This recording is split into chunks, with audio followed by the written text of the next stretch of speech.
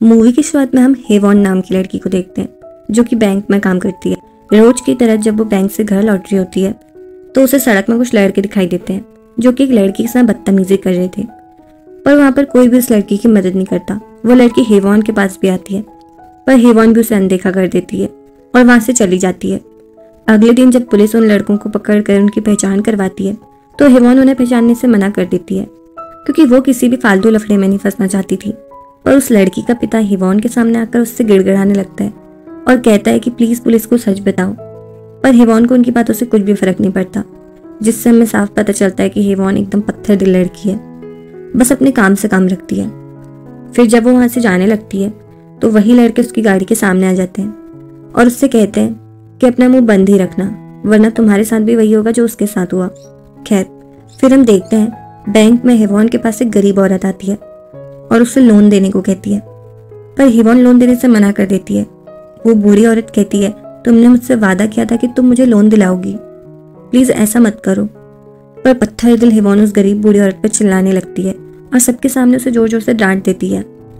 ये देख दूसरी कलीग को बिल्कुल भी अच्छा नहीं लगता। वो सोचती है कि हेवॉन कैसे किसी एक बूढ़ी गरीब औरत पर ऐसे चिल्ला सकती है, इसीलिए वो मैनेजर से बात करके उस बूढ़ी औरत को लोन दिला देती है। अब ये देख हेवॉन को गुस्सा आ जाता है। वो उस कलीग को साइड ले जाकर उससे बुरा भला कहने लगती है और कहती है, तुम्हारा मैनेजर के साथ अफेयर चल रहा है क्या? ये सुनकर कलीग एकदम से हैरान हो जाती है। हेवॉन कहती है, इस फाइनेंस की दुनिया में कुछ लिमिट्स होती हैं जो हमें क्रॉस नहीं करनी होती, इसीलिए आगे से ध्यान देना। और इतना ही कहकर वो वहां से सीधा वॉशरूम चली जाती है। वहां पे जाते ही उसे अपनी बातों में पछतावा होने लगता है कि उसे ऐसा नहीं कहना चाहिए था, इसीलिए वो उस कलीग को मैसेज करके उससे माफी मांगती है और तभी उसे वॉशरूम के बाहर उस कलीग के चप्पल दिखाई देते हैं। फिर जैसे ही वो वहां से बाहर आ रही होती है तो वॉशरूम का डोर लॉक हो चुका होता है।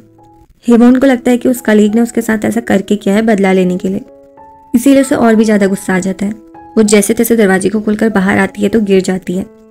फिर वो गुस्से में बाहर आकर उस कलीग को जाकर थप्पड़ मार देती है, पर तभी उसे समझ आता है कि उसके कलीग के जैसे चप्पल उस बैंक की काम वाली सर्वेंट ने भी पहने हैं, जिससे उसे यहाँ पे समझ आता है कि उसके वाइपर को गलत ढंग से रख देने की वजह से डोर लॉक हो गया था। पर अब वो बेचारी क्या ही करती, उसकी इस गलती की वजह से मैनेजर उसे बहुत डांटता है और कुछ दिनों के लिए छुट्टी में भेज देता है। अब हेवॉन को समझ नहीं आता कि वो क्या करे। एक तो वो अकेले ही रहती थी और उसका कोई दोस्त भी नहीं था। वैसे उसके दोस्त हों भी कैसे, वो थी ही इतनी घमंडी। पर तभी हम यहाँ पर देखते हैं कि उसके पास एक पोस्टमैन आता है और उसे कई सारे लेटर्स देता है। दरअसल ये सभी लेटर्स हेवॉन की एक फ्रेंड ने भेजे होते हैं, जो कि उसे कई बार कॉल और मैसेजेस करती रहती है, और वो फ्रेंड कौन है ये हमें आगे पता चलेगा। इसीलिए अब हेवॉन डिसाइड करती है कि वो उससे मिलने जाएगी और बस फिर अगले ही दिन वो बोट में बैठकर आइलैंड की तरफ निकल जाती है, क्योंकि हेवॉन की दोस्त मोडो आइलैंड में रहती है। वहां पर हेवॉन के दादाजी भी रहा करते थे, साथ ही उसने भी वहां पे अपना बचपन बिताया हुआ है। और जिस दोस्त के पास वो जा रही है वो हेवॉन की बचपन की दोस्त है, जिसका नाम है बोकनाम। अब जैसे ही हेवॉन वहां पहुंचती है तो बोकनाम उसे वहां पर लेने आ जाती है और हेवॉन को देख खुशी से गले लगा लेती है, क्योंकि वो पूरे 10-15 साल बाद मिल रहे थे। पर हम देख पाते हैं कि हेवॉन को उससे मिलकर कुछ खास खुशी नहीं होती। खैर, फिर उस आइलैंड में मौजूद बाकी लोग भी हेवॉन से मिलते हैं। कुछ औरतें तो हेवॉन को देख के बहुत खुश भी होती हैं और उसे पहचान भी नहीं पाती और उससे कहती हैं कि तुम कितनी बड़ी हो गई हो और कितनी सुंदर और गोरी भी, लगता है सोल का पानी बहुत ज्यादा अच्छा है। उसके बाद बोकनाम हेवॉन को अपने पति मैनजोंग और उसके देवर चुलजोंग से मिलाती है। तभी वहां पर हम एक बूढ़ी औरत को देखते हैं जो कि बोकनाम की सासू माँ है। वो भी बड़ी घमंडी टाइप की है, उसे तुम दूसरे हेवॉन लगा सकते हो। वो हेवॉन से कहती है कि आखिर तुम यहाँ क्यों आई हो और कितने लंबे समय के लिए आई हो। तो हेवॉन कहती है कि मैं 1 हफ्ते की छुट्टी पे आई हूँ। तो वो लेडी कहती है, ये क्या कोई छुट्टी बनाने वाली जगह है? अब ये सुनकर हेवॉन को भी थोड़ा अजीब लगता है। फिर हेवॉन जैसे ही अपने घर पहुंचती है तो वहां पर बोकनाम की बेटी यौन आई होती है। बोकनाम बताती है कि ये मेरी बेटी है, ये अभी 10 साल की है, इसे पढ़ने लिखने का बहुत शौक है, पर यहाँ पे रहकर ये सब करना मुमकिन नहीं है। खैर, फिर हेवॉन कहती है कि कितने साल हो गए और ये घर अब भी इतना साफ कैसे है? तो बोकनाम बताती है कि मैंने पूरे 3 दिन लगाकर इसे साफ किया है। ये सुनकर हेवॉन उसका दिल से शुक्रिया अदा करती है, जिससे बोकनाम को काफी अच्छा लगता है। फिर बोकनाम कहती है, तुम आराम करो, मैं तुम्हारे लिए कुछ खाने के लिए ले आती हूँ। जब तक वो उसके लिए कुछ खाने के लिए लाती है तब तक हेवॉन सो चुकी थी। ये देख हेवॉन उसके सिरहाने पर तकिया लगा देती है, जिससे हमें साफ पता चलता है कि बोकनाम हेवॉन से कितना प्यार करती है और वो आज भी उसे अपनी सबसे अच्छी दोस्त मानती है। पर हेवॉन उसे अपना अच्छा दोस्त नहीं मानती। मैं ऐसा क्यों कह रही हूँ ये आपको मूवी के आगे पता चल जाएगा। फिर हम बोकनाम की पूरी फैमिली को साथ में डिनर करते हुए देखते हैं। डिनर करने के बाद बोकनाम की बेटी योनी और उसके पापा फिशिंग के लिए चले जाते हैं। उनके जाने के बाद चुलजोंग यानी कि जो बोकनाम का देवर है वो बोकनाम के पास आकर उसके साथ गलत संबंध बनाने लगता है और बोकनाम भी उसे ऐसा करने से नहीं रोकती क्योंकि ये सब उनका रोज का था। और अगर इस बारे में बोकनाम अपने पति को बोलती थी तो वो उसे और भी ज्यादा पीटने लगता था क्योंकि वो अपने घर वालों के खिलाफ कुछ सुनना ही नहीं चाहता था। और बल्कि सच्चाई तो ये थी कि मेनजोंग खुद भी इस बारे में जानता था। एक दिन जब वो अपनी बीवी के बंद कमरे में धुलाई कर रहा था तो उसकी बेटी बाहर बैठकर खाना खा रही थी और ये सब सुन रही थी। और उसे भी इससे कोई खास फर्क नहीं पड़ता क्योंकि उसके लिए भी ये बहुत नॉर्मल बात थी क्योंकि वो भी बचपन से अपनी माँ को मार खाते हुए देखते आई थी। और तो और इतना ही नहीं, उस आइलैंड में मौजूद कोई भी इंसान उसकी मदद नहीं करता था क्योंकि वहाँ के सभी लोग बहुत ही अजीब गरीब सोच के हैं। खैर, फिर अगले दिन हम देखते हैं चुलजोंग हेवॉन को अकेला देख उसकी तरफ बढ़ने लगता है जिससे हमें साफ पता चलता है कि उसकी नीयत खराब है। पर वो हेवॉन के साथ कुछ कर पाता उससे पहले ही वहाँ पर योनी आ जाती है जिससे हेवॉन बच जाती है। फिर योनी और हेवॉन साथ में खूब सारी बातें करते हैं, साथ में एक साथ समय बिताते हैं, खेलते हैं। फिर जब दोनों वापस से बोकनाम के घर की तरफ जाने लगते हैं तो हेवॉन को पता चलता है कि उसका पति उसके ही सामने घर के अंदर किसी और औरत के साथ गलत संबंध बना रहा है। और जब वो इस बारे में बोकनाम से कुछ पूछती है तो उससे पहले ही बोकनाम उन दोनों को वहाँ से भगा देती है। फिर थोड़ी देर बाद वो शहद निकालने चली जाती है क्योंकि वो उन्हें शहर की तरफ भेजना था। अब वो बेचारी शहद निकाल रही होती है और उसका पति आराम फरमा रहा होता है। और इस दौरान बोकनाम को बहुत सारी मधुमक्खियां भी काट देती हैं पर मेनजोंग को घंटा भी फर्क नहीं पड़ता। और बोकनाम अगर उससे थोड़ा भी उल्टा जुबान चला दे तो मेनजोंग उसे लातों ही लातों से पीट डालता था। और वहाँ के एक इंसान में भी इतनी दया नहीं थी कि वो उसे ऐसा करने से रोके, जिस वजह से बोकनाम का मन यहाँ से सोल भाग जाने को करता है। और यही उसका एक कारण था कि वो हेवॉन को इतने कॉल और मैसेज और लेटर्स भेजती रहती थी ताकि हेवॉन उससे अपने साथ सोल ले जाए। पर हेवॉन के तो अलग ही तेवर थे, वो कभी उसका कॉल और मैसेजेस का ढंग से जवाब भी नहीं देती थी। वहीं हम देखते हैं कि बोकनाम को अब अपने पति पर शक होने लगा था कि उसका पति योनी के साथ भी कुछ गलत करने की सोच रहा है क्योंकि वो मेनजोंग की औलाद नहीं थी और बोकनाम के पास ये आखिरी मौका था कि वो उस आइलैंड से बाहर जा सके क्योंकि अभी यहाँ पर हेवॉन भी आई हुई थी। इसीलिए वो तुरंत ही हेवॉन के पास जाती है और उससे कहती है, तुम्हें याद है तुमने बचपन में मुझसे प्रॉमिस किया था कि तुम मुझे अपने साथ सोल ले जाओगी। पर हेवॉन कहती है कि मैं अभी नहीं ले जा सकती, मैं तुम्हें अगले साल ले जाऊंगी। पर बोकनाम अब और नहीं सह सकती थी। वो उससे कहती है, तुम मुझे ना भी ले जाओ चलेगा पर प्लीज मेरी बेटी को अपने साथ ले जा लो, यहाँ रहकर वो खतरे में पड़ सकती है। हेवॉन उससे कहती है, तुम ऐसा क्यों कह रही हो? तो बोकनाम उससे कहती है कि मुझे मेरे पति पर शक है कि वो मेरी बेटी के साथ कुछ गलत कर चुका है। तुम नहीं जानती कि यहाँ के सभी लोग कितने खतरनाक हैं। तुम तो अपनी खुद आंखों से देख चुकी हो कि मेरा पति मेरे होते हुए भी किसी और के साथ था। पर यहाँ पर किसी को किसी से फर्क नहीं पड़ता, यहाँ के सब लोग निर्दयी हैं। पर हेवॉन इस बात पे यकीन नहीं करती कि कोई बाप कैसे अपनी बेटी के साथ गलत कर सकता है। इसीलिए वो बोकनाम पर उल्टा भड़कने लगती है क्योंकि उसे लगता है कि बोकनाम शायद सोल जाने के लिए बहाना मार रही है। पर यहाँ पर हम देखते हैं कि इनकी ये सब बातें एक लेडी चुपचाप से सुन रही थी। अब अगले दिन हेवॉन योनी से मिलने जाती है। वो ये जानना चाहती थी कि बोकनाम सच बोल रही थी या झूठ। अब जैसे ही योनी यहाँ पर हेवॉन को देखती है तो उसे गले से लगा लेती है और उसकी चेस्ट पर हाथ लगाने लगती है। हेवॉन उससे कहती है कि ऐसा करना गंदी बात है। तो योनी कहती है कि पर औरतों को तो सभी लोग ऐसे ही प्यार करते हैं। ये सुनकर हेवॉन को थोड़ा अजीब लगता है। वो उससे पूछती है कि तुम्हारे पापा भी तुम्हें इसी तरह से प्यार करते हैं?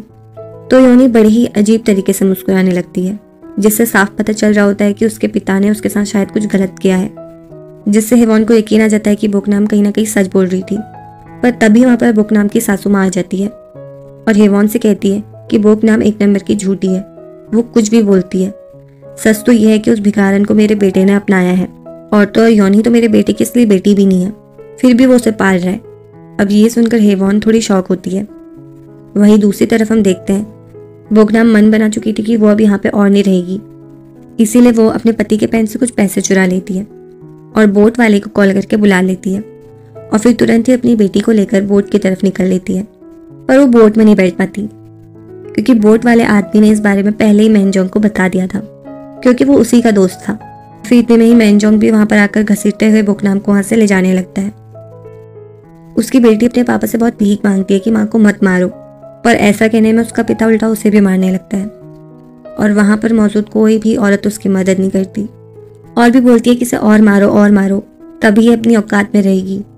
अब बोकनाम को बहुत ज़्यादा गुस्सा आ जाता है। वो कहती है कि यहाँ पर कोई भी आदमी ऐसा नहीं है जिसने मेरा रेप ना किया हो, जिस वजह से मैं जानती भी नहीं हूँ कि आखिर योनी का असली पिता कौन है। ये सुनते ही मेनजोंग को और भी ज़्यादा गुस्सा आ जाता है और वो बोकनाम को और भी ज़्यादा पीटने लगता है, जिससे हम ये जान सकते हैं कि इस आइलैंड के लोग कितने दरिंदे हैं। आदमी तो आदमी, औरतें भी एक नंबर की चुड़ैल हैं। अब योनी अपनी माँ को बचाने के लिए बीच में आ जाती है तो मेनजोंग उसे धक्का दे देता है, जिस वजह से वो दूर जाकर गिर जाती है और उसका सिर एक पत्थर में जा लगता है, जिससे वहीं पर उसकी मौत हो जाती है। और ये देख सभी लोग वहाँ पे बहुत डर जाते हैं और बोकनाम की तो पूरी हालत ख़राब हो चुकी होती है। वो अपनी बेटी को बहुत उठाने की कोशिश करती है पर वो उठती ही नहीं और वहाँ पे खड़ी औरतों को भी कुछ फर्क नहीं पड़ता। अब इस बात को निपटाने के लिए मेनजोंग खुद ही पुलिस को बुला लेता है और सभी औरतें वहाँ पर मेनजोंग को निर्दोष साबित कर देती हैं और उल्टा बोकनाम पर ही इल्ज़ाम लगा देती हैं कि ये तो पागल है, ये यहाँ से भाग के जा रही थी, इसकी बेटी नहीं जाना चाहती थी, वो यहीं रहना चाहती थी पापा के साथ, वगैरह वगैरह। फिर पुलिस वाला इस बारे में हेवॉन से पूछता है तो हेवॉन झूठ बोल देती है कि उस समय मैं वहाँ पे नहीं थी, मैं सो रही थी। जबकि सच्चाई तो ये थी कि उस समय हेवॉन ने ये सब होते हुए देखा था। और जब हेवॉन भी झूठ बोल देती है तो बोकनाम पूरी तरह से टूट जाती है, क्योंकि उसे हेवॉन पर ही एक आखिरी उम्मीद थी। उसने उस पर बहुत भरोसा किया था, अपना सबसे अच्छा दोस्त माना था, पर उस दोस्त ने उसके साथ क्या किया, उसके सबसे बुरे वक्त में उसका साथ ही नहीं दिया। खैर, फिर वो लोग पुलिस वाले को भी कुछ रिश्वत वगैरह भी दे देते हैं और ये बात यहीं पे रफा दफा हो जाती है और फिर वो वहाँ से चला जाता है। अब आज ही हेवॉन को भी सोल लौटना था पर उससे थोड़ी देर हो जाती है, जिस वजह से वो बोट नहीं पकड़ पाती। वहीं हम बोकनाम को देखते हैं जो कि अब पूरी तरह से टूट चुकी थी, सदमे में जा चुकी थी, जिस वजह से अब उसे किसी काम से मतलब ही नहीं था। वो रोज हेवॉन के लिए खाना बना के ले जाती थी, पर आज हेवॉन के लिए चुलजोंग खाना बनाता है और उसमें कुछ नशीली जड़ी बूटियां मिला देता है, जिन्हें खाने के बाद हेवॉन पूरी तरह से बेहोश हो जाती है। और बस इसी का फायदा उठाकर चुलजोंग हेवॉन के साथ वो सब शुरू कर देता है जो वो करना चाहता था। पर तभी बोकनाम वहाँ पे आ जाती है और उससे हेवॉन से दूर रहने को बोलती है और धमकी देती है अगर वो उससे दूर नहीं गया तो वो उसे जला देगी, जिससे चुलजोंग वहाँ से चला जाता है। फिर उसके बाद हम देखते हैं बोकनाम को उसका बचपन याद आता है कि बचपन में कैसे वो हेवॉन के साथ खेला करती थी, उसके साथ समय बिताती थी और कैसे उस समय भी बोकनाम हेवॉन को लड़कों से बचा लिया करती थी, जिस वजह से खुद बोकनाम लड़कों का शिकार बन जाती थी और हेवॉन उस समय भी कुछ नहीं कर पाई। वो बस छुप छुप कर ये सब होते हुए देखते रही। जैसी वो उस समय थी वैसी वो आज भी है। खैर, वहीं फिर हम देखते हैं मेनजोंग और चुलजोंग दोनों भाई शहद बेचने के लिए बोट में बैठकर शहर चले जाते हैं और बाकी सभी औरतें आलू की खुदाई वुदाई करने लगती हैं। पर तभी अचानक से बोकनाम के अंदर पता नहीं कौन सा भूत जाग जाता है। वो एकदम से सूरज की तरफ देखने लगती है और वो अपना मन बना लेती है कि वो यहाँ पर किसी को भी नहीं बख्शेगी। इसीलिए वो एक एक कर वहाँ पे मौजूद लोगों को मारना शुरू कर देती है। सभी औरतों को मार देने के बाद जब मेनजोंग और चुलजोंग वापस लौट आते हैं तो वो उन्हें भी नहीं छोड़ती। मेनजोंग को तो वो उतनी बुरी तरह मारती है कि पूछो मत, क्योंकि सबसे ज्यादा अत्याचार तो उसने ही किए थे उस पर। फिर वो हेवॉन को भी मारने ही वाली थी कि जैसे तैसे हेवॉन खुद की जान बचाकर बोट में पहुंच जाती है और वहां से सीधा सोल की तरफ निकल लेती है। लेकिन बोकनाम हार मानने वालों में से नहीं थी। कुछ ही देर में बोकनाम अपने लिए कॉल कर एक बोट बुला लेती है और फिर खुद भी मेन रोड में पहुंच जाती है। यहाँ पर हम देखते हैं कि हेवॉन अभी सोल नहीं पहुंची थी, वो पुलिस स्टेशन में ही आराम कर रही थी। अब जैसे ही बोकनाम यहाँ पे पहुंचती है तो पुलिस उसे पकड़ लेती है। जब हेवॉन की नींद खुलती है तो अपने सामने बोकनाम को देख के डर जाती है और उससे बचने के लिए वहां से भागने लगती है। जब वो मदद के लिए पुलिस वाले को उठाती है तो देखती है कि उसे भी बोकनाम ने मार दिया है। अब उससे बचने के लिए हेवॉन उसके सिर पर डंडा दे मारती है, पर अब बोकनाम पर बाहरी चोट का घंटा फर्क नहीं पड़ता, क्योंकि इससे ज्यादा गहरी चोट तो उसके अंदर लगी हुई है। फिर हेवॉन खुद को बचाने के लिए जेल के अंदर चली जाती है और खुद को लॉक कर देती है, पर बोकनाम भी चाबी ढूंढकर अंदर जाने ही लगती है कि इतने में ही वो पुलिस वाला उस पर गोली चला देता है, क्योंकि वो पूरी तरह से नहीं मरा था। पर बोकनाम इतनी गोलियां खा के भी नहीं मरती और उल्टा हथौड़ी लेकर पुलिस वाले को मार डालती है। फिर वो हेवॉन के पास जाती है। हेवॉन कहती है कि तुम मेरे पीछे क्यों पड़ी हो, आखिर मैंने तुम्हारा क्या बिगाड़ा है। तो बोकनाम कहती है तुम एक नंबर की खुदगर्ज हो, तुम पे दया नाम की चीज ही नहीं है, तुम पत्थर दिल हो। सब कुछ जानते हुए भी तुमने झूठी गवाही दी। मुझे बस एक तुमसे ही आखिरी उम्मीद थी, मैंने तुम्हें अपना सबसे अच्छा दोस्त माना था, पर तुमने क्या किया। इतना ही कहकर वो हेवॉन को मारने ही वाली होती है कि उससे पहले हेवॉन उसे मार डालती है और इस बार बोकनाम मर जाती है। अब इसके बाद कुछ समय बाद हम देखते हैं कि इन सब हादसों के चलते हेवॉन अब पूरी तरह से बदल चुकी है। वो एक निडर और एक बेहतर इंसान बन गई है और अब वो उन लड़कों के खिलाफ भी गवाही देने जाती है जिन्हें हमने मूवी की शुरुआत में देखा था।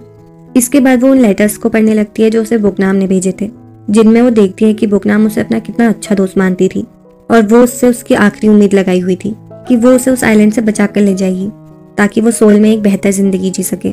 पर हिवॉन ने तो आज तक उसके लेटर्स पढ़े ही नहीं थे, बल्कि उन्हें कचरे में फेंका हुआ था, जिससे उसे बहुत पछतावा होने लगता है और वो लेटर्स पढ़ के बहुत रोती है और अब शायद इसी पछतावे में उसे अपनी पूरी जिंदगी बितानी होगी, जिससे यहीं पर ये मूवी खत्म हो जाती है। Thank you so much for watching.